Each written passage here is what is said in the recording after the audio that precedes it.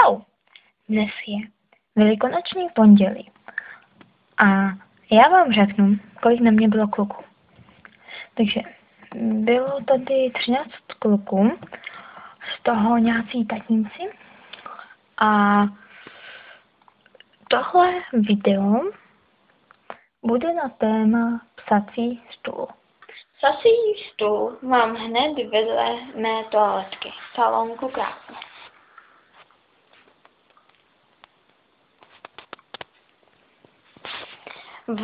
Na psacím stole rozhodně nesmí chybět tužky.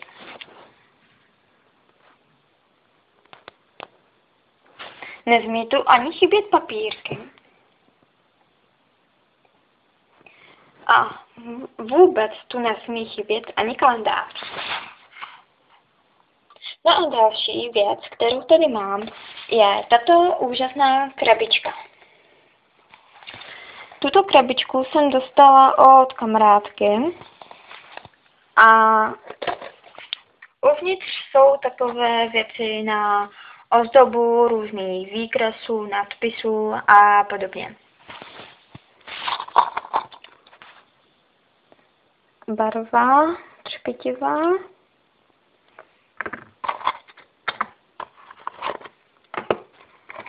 Růžová. Barva třpitivá. Fialová. A zlatá. Zvýrazňovat. Je růžový. Takový srdíčka. A když přejedete po papíru takhle, tak to udělá takový srdíčka. Nebo takovéhle kytičky. Nebo hvězdičky. Dále mám gelovky. Oranžová, žlutá, modrý, růžová, zelená, fialová. Razítko motýla. To dáte tady do téhle díry papír, zmáčknete a to vám vyrazí motýla. Nebo hvězdičku. Dále tu mám takovéhle ozdobné hvězdičky, měsíčky a srdíčka. Dále ještě v krabičce mám kamínky. A to je asi tak vše, co mám v této krabičce. No a co já si těma potřebnýma věcma z krabičky oslavuju. Tak třeba tady mám pozvánku na narozeninovou oslavu, si taky tím zdobím, nebo moji takovou nějakou vizitku, a nebo jenom pozvánku na návštěvu. No a tadyhle si nalepíte svou fotku, napíšete adresu, mobil, telefonní číslo a někde se podepíšete. Tady mám napsanou adresu, jméno a telefonní číslo. Nebo přijď na oslavu zase adresa a mobil. Já tam ještě píšu, kdy má přijít. No a to už bylo asi vše, co bych vám tak řekla o této krabičce. A další video bude o mém stojanu na tužky. Tady má magnetky. Kdybych něco potřebovala, pravíčko, tužky, tady jsou tužky, to je pravíčko, neroztříděné věci. Pak mám vytříděné věci.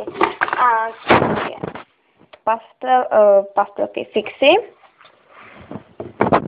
gelovky, pastelky, tužky, propisky, stojánek na mobil. Tak, stojánek na mobil, ten mám tady takový, je to od Avonu. Tady mám takovou tužku. tady mám nějakou upomínku nebo něco.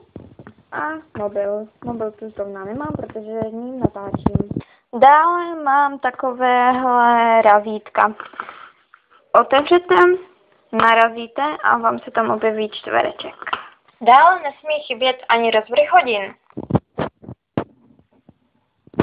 Číslo hodiny, kolikátá je to hodina, předměty, které máme, dny, školní rok, malá násobilka a malá násobilka od 6 do 10. Tohle byla od 1 do 5 a tohle je od 6 do 10. Kalendář. Kalendář mám zpsána na duben. Je tady čau čau. Je tady popis.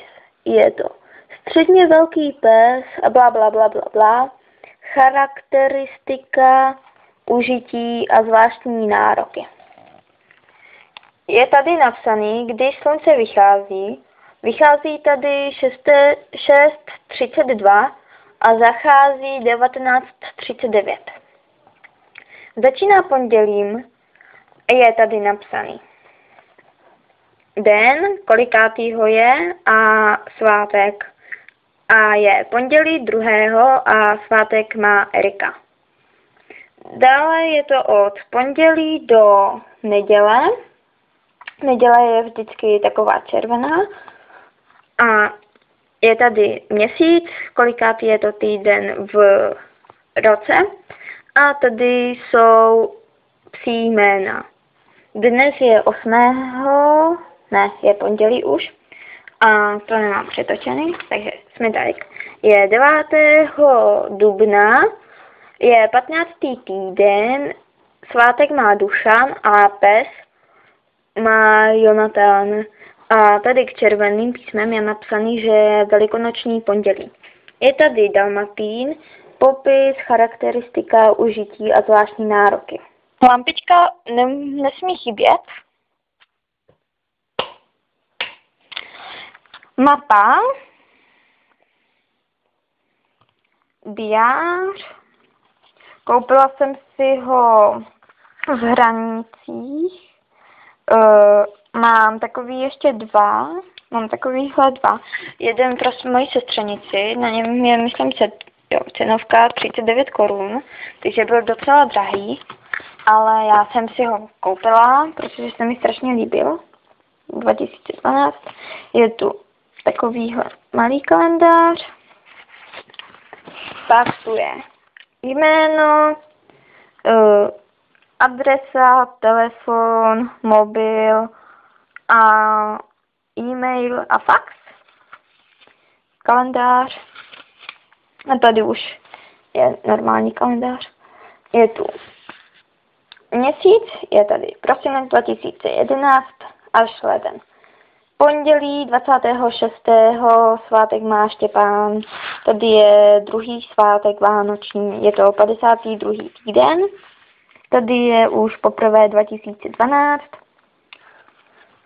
A dále tu i najdete, kdy je úplněk, zrovna ho tady je úplněk. Je to takovýhle kolečko. A já jsem s ním velmi spokojená. Dále tu nesmí chybět moje fotky, různé samolepky.